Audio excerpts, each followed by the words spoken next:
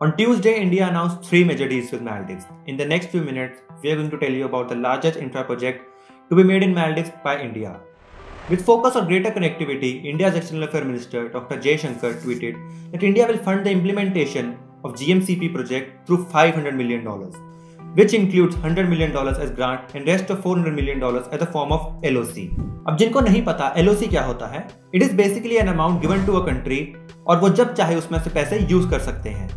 जैसे कि मान लो मालदीव्स ने इंडिया से $400 मिलियन का लोन लिया, अब उसमें से $50 मिलियन यूज कर लेती है, बच जाते हैं $350 मिलियन। अब कुछ टाइम बाद मालदीव्स इंडिया को ये अमाउंट वापस कर देती है, वापस से $400 मिलियन हो गए। Now according to this project, a 6.7 kilometer bridge will be made which will connect Guli Fahu and Thilafushi islands to Maldives. So this Maldives President Mohammed Nasheed tweeted that this super low cost assistance announced by Dr. Jay Shankar today is what Maldives needed, a genuine help from a friend to build that critical infrastructure of our country.